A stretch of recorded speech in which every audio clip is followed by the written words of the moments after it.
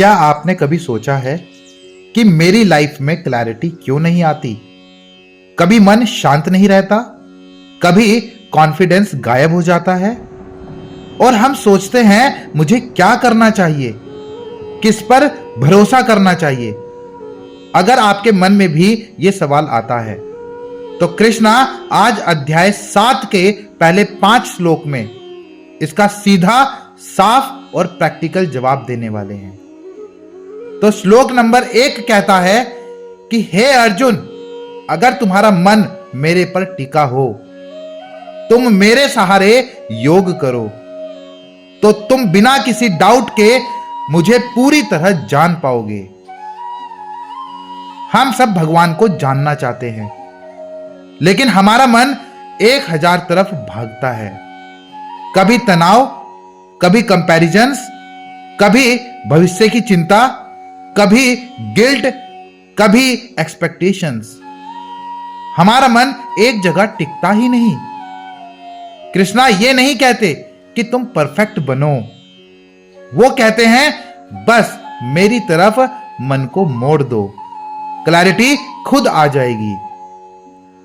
दिन में 1 मिनट बस कृष्णा का नाम लेकर सांस गहरी लो। कोई काम करते हुए 2 सेकंड के लिए कृष्णा का ध्यान करो। अपनी टेंशन उनके सामने रख दो, जैसे किसी दोस्त से बात कर रहे हो। जब मन कृष्णा की तरफ मुड़ता है ना, तो डर खुद ब खुद पीछे हट जाता है। श्लोक नंबर 2 का अर्थ है कि मैं तुम्हें ऐसा ज्ञान और अनुभव देने वाला हूं जिसके बाद और कुछ जानना बाकी नहीं रहेगा। हम दिन भर YouTube, रील्स, शॉर्ट वीडियोस में नॉलेज ढूंढते रहते हैं, लेकिन मन खाली ही रहता है। क्यों? नॉलेज तभी पूरी होती है जब वो लाइफ में फील हो जाए। कृष्णा कहते हैं मैं तुम्हें ऐसा अंडरस्टैंडिंग दूंगा जो सिर्फ दिमाग नहीं, दिल बदल दे। जीवन की किसी भी समस्या में कृष्णा की सीख अप्लाई करो। अपने दिमाग को शांत रखो, राइट एक्शन लो और डरना छोड़ दो। जब सीख एक्सपीरियंस बन जाए, सेम प्रॉब्लम आपको फिर कभी डिस्टर्ब नहीं करेगी। श्लोक नंबर 3 का अर्थ है हजारों में कोई एक सही मीनिंग वाली स्पिरिचुअल लाइफ ढूंढता है और उनमें से भी कोई एक मुझे पूरी तरह समझ पाता है। हम सोचते हैं सभी भगवान को जानते हैं। कृष्णा कहते हैं नहीं, बहुत कम लोग सच में मुझे समझते हैं। क्यों?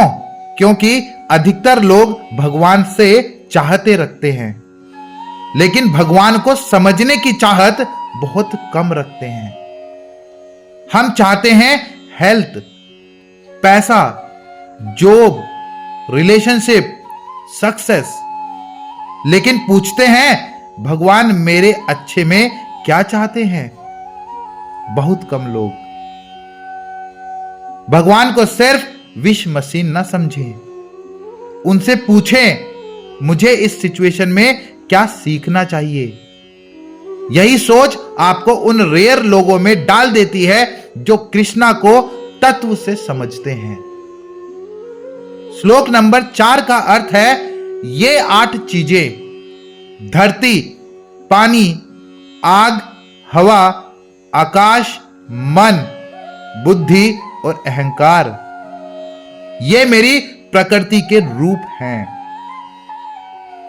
हम सोचते हैं भगवान सिर्फ मंदिर में है, लेकिन कृष्णा कहते हैं मैं हर चीज में हूं। आपके शरीर में, नेचर में, आपके इमोशंस में, सब में मैं ही हूं। मतलब आपकी बुद्धि अगर शार्प है, वो उनकी देन है। मन में क्रिएटिव आइडियाज आते हैं तो उनका टच है। अहंकार भी उनका ही हिस्सा है, ताकि हम सीख सकें। भगवान दूर नहीं, हमारे हर एक्सपीरियंस के अंदर छिपे हुए हैं। नेचर को ऑब्जर्व करना शुरू करो। अपने इमोशंस को जज मत करो, समझो। अपनी बुद्धि को कृष्णा की देन मानकर यूज करो। जब आप हर चीज में एक ही सोर्स देखना शुरू करते हो तो माइंड डिस्टर्ब होना बंद हो जाता है। श्लोक नंबर 5 का अर्थ है कि इन 8 प्रकृतियों के अलावा एक मेरी और भी प्रकृति है, वो है जीव, यानी आप। इसी से दुनिया चलती है। दिस इज अ पावरफुल श्लोक। कृष्णा कह रहे हैं आप सिर्फ शरीर नहीं हैं, आप वो ऊर्जा है जिससे पूरी दुनिया चलती है। मतलब क्या? आप कमजोर नहीं हैं, आप छोटे नहीं हैं, आप लिमिटेड नहीं हैं। आप वही डिवाइन एनर्जी हैं जो नेचर को चलाती है। हम डाउन क्यों महसूस करते हैं? क्योंकि हम अपनी कीमत भूल जाते हैं। खुद को छोटा मत समझो, अपने अंदर की शक्ति को याद करो। ये कृष्ण की दी हुई हैं। जब आप खुद को डिवाइन मानते हैं तो डर, गिल्ट, जेलेसी सब छोटा महसूस होने लगता है। तो ये थे अध्याय 7 के पहले 5 श्लोक। अगर आप गौर करेंगे, कृष्णा शुरू में हमें कॉन्फिडेंस देते हैं, फिर कंप्लीट नॉलेज देते हैं, फिर बताते हैं कि रेयर लोग ही सच्चाई समझते हैं, और फिर कहते हैं कि दुनिया की हर चीज मेरी शक्ति है, और अंत में बताते हैं तुम भी उसी शक्ति का हिस्सा हो। इससे बड़ा मोटिवेशन क्या हो सकता है? अगले वीडियो में श्लोक 6 से आगे बढ़ेंगे और यह यात्रा और भी खूबसूरत होने वाली है।